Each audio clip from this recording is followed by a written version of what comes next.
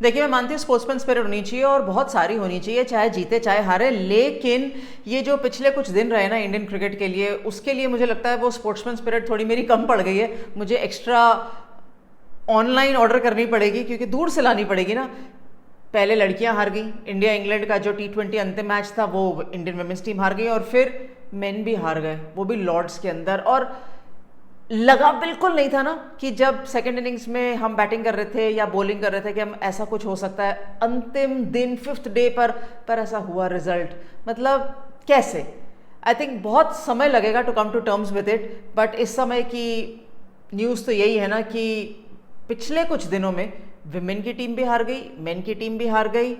चलिए sportsman spirit लाते हैं और डिफरेंट स्ट्रोक शुरू करते हैं।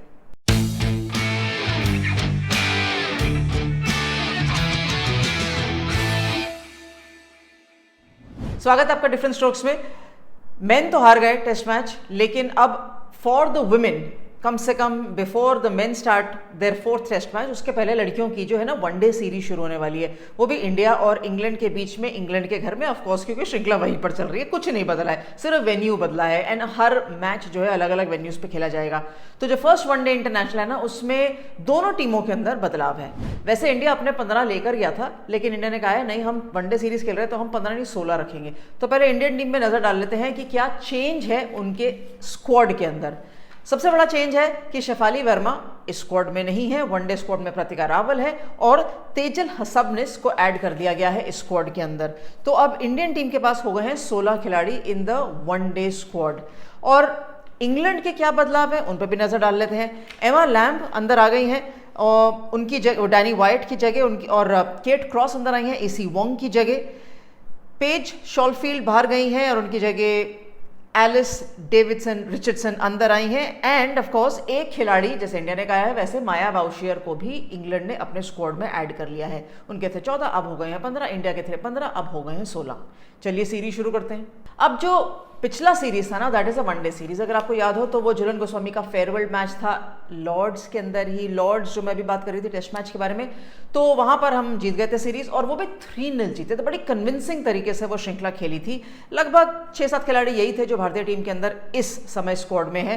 ज्यादा बदलाव था नहीं, इंग्लैंड का भी थोड़ा सिमिलर सा स्क्वाड था। लेकिन जो ये भारतीय टीम श्रृंखला जीती है ना T20, उससे वनडे सीरीज में भारतीय टीम को कॉन्फिडेंस बहुत मिलेगा। लेकिन क्योंकि अंतिम मैच हारी है ना, तो कहीं ना कहीं इंग्लैंड को लगेगा now we are getting back into the groove. तो चलिए स्ट्रेंथ और अपॉर्चुनिटीज पे नजर डाल लेते हैं। स्ट्रेंथ क्या है? स्ट्रेंथ सबसे पहले इंग्लैंड की नजर पे डालेंगे तो मैं सबसे पहले मानूंगी कि जो लॉन्गर वर्जन है ना, वो इंग्लैंड बहुत अच्छा खेलता है, क्योंकि इनके स्क्वाड में एक्सपीरियंस है। क्योंकि एमा लैम्ब वापस आ गई है और उन्होंने डोमेस्टिक क्रिकेट में बहुत अच्छा खेला है। टैमी बाउमाउंट है, वो मैं समझती हूँ कि इंग्लैंड की बहुत अच्छी खिलाड़ी हैं टेस्ट मैच या वनडे की। सोफिया डंकले हैं a player in form. Nat Sciver Brunt भी वापस आ गई हैं, मिस किए थे इन्होंने पिछले कुछ मुकाबले ग्रोइन इंजरी के चलते, तो ये भी आ गई हैं। इनके पास जो सॉलिडिटी हम देखना चाहते हैं ना मिडिल ऑर्डर के अंदर या टॉप ऑर्डर के अंदर, वो है। अब इनकी ऑलराउंड एबिलिटीज पे आते हैं। जैसे ही केट क्रॉस टीम में शामिल हुई हैं, वैसे ही आपको लगता है कि डिफरेंट हो गया है in terms of bowling lineup. Yes, Lauren Filer है, लॉरेन बेल हैं, लेकिन केट क्रॉस जो है ना थोड़ा बहुत वो डेप्थ प्रोवाइड कर देती है। जैसे पेज के ऊपर थोड़ा सा एक्सपीरियंस से ज़्यादा एक्सपीरियंस है केट क्रॉस के पास, तो वो एक चीज़ है। खेलेंगे या नहीं वो थोड़ा क्वेश्चन मार्क है, बिकॉज अब सोफी एकस्टन भी है, लिंडसे स्मिथ भी हैं, चार्ली डीन भी हैं, तो 6 गेंदबाज खेलेंगे, वो थोड़ा समय लगता है डिसाइड करने में। लेकिन इनकी ये स्ट्रेंथ है, कंडीशंस इनको पता है।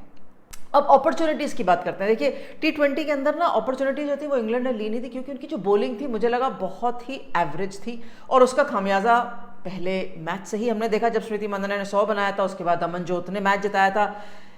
शॉट्स बहुत अच्छे खेले थे हमारे भारतीय खिलाड़ियों ने, लेकिन इंग्लैंड की बॉलिंग बहुत ऑर्डिनरी थी। ये उनके पास अपॉर्चुनिटी है, क्योंकि लॉन्गर वर्जन है ना, 10-10 ओवर डालने हैं, 8 ओवर डालने हैं, तो समय मिलता है बॉलर को अपना लाइन एंड लेंथ अच्छा पकड़ने का। अब इंडिया की तरफ आ जाते हैं।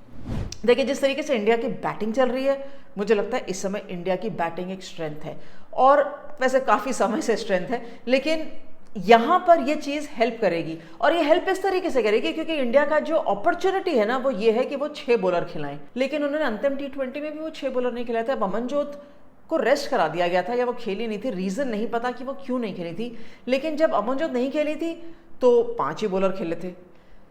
अब अपॉर्चुनिटी है कि आपके पास 6 बॉलर खिलाने के लिए। चलिए मैं वापस इंडियन स्क्वाड पे एक बार नजर डालते हैं। अब जो ये स्क्वाड है ना, अगर आप किसी छठे बॉलर को खिलाने जाएंगे तो that means between Harleen Deol, between Jemimah Rodrigues, या कीपर को तो आप ड्रॉप कर ही नहीं सकते, तो एक एक्स्ट्रा बॉलर नहीं खिला सकते। अब आपका जो बैटिंग ऑर्डर है वो अच्छे फॉर्म में है, क्योंकि स्मृति मांदना अच्छे फॉर्म में है, जेमिमा रॉड्रिक्स ने रन बनाया, हरलीन दियोल वनडे सीरीज से रन बनाती भी जा रही है, वहां जाके पहले T20 में भी रन बनाए थे। तो कहीं ना कहीं हरमन साहब उम्मीद करेंगे, ऋचा घोष से उम्मीद करेंगे कि 50 ओवर के खेल में ये एक अच्छी सॉलिड बैटिंग परफॉर्मेंस निकल कर आए। जो बॉलिंग की अपॉर्चुनिटी रहेगी ना, वो ये रहेगी कि आप कैसे शफल करते हैं। 3 स्पिनर तो खेलेंगे, दीप्ति शर्मा खेलेंगी, स्नेह राणा भी खेलेंगी, अब चरनी और राधा यादव में से एक स्पिनर खेलेगा। तो अगर हमारे 3 स्पिनर खेलते हैं तो हमारे क्या 3 फास्ट बॉलर खेल सकते हैं? अब 3 फास्ट बॉलर है ही नहीं।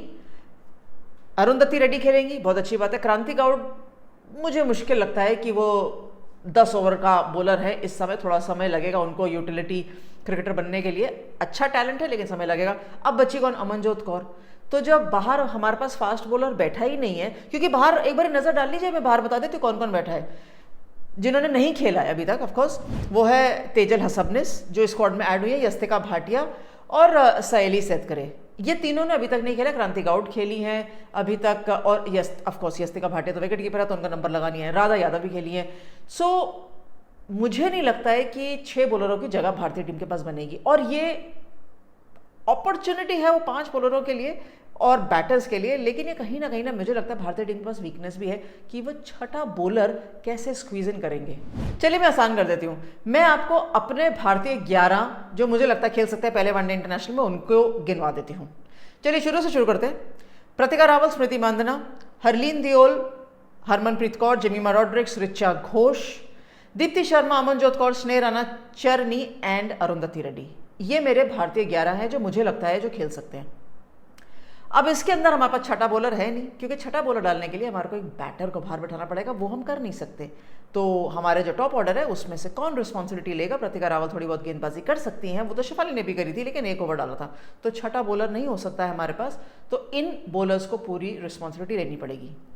देखिए आजकल जो ट्रेंड है ना वो 300 रन का हो गया है, 310, 320, ये आम बात हो गई। अगर 260-70 की बात है तो आप सोचिए विकेट बहुत खराब है, और अगर अच्छी विकेट में 260-70 कर रहे हैं तो मतलब आपने बैटिंग बहुत खराब करी। तो अब रफली 300-320 run as a fielding unit save करने के लिए तैयार हो जाइए और as a batting unit chase करने के लिए तैयार हो जाइए। मुझे लगता है कि कहीं ना कहीं England might start head to head with India in the ODI series. आपको क्या लगता है? मैं रिकवर करती हूँ पिछले कुछ हफ्ते के मैचेस से, और आप जल्दी बता दीजिए कि आपको क्या लगता है फर्स्ट वनडे इंटरनेशनल में क्या हो सकता है। Thanks very much for watching different strokes.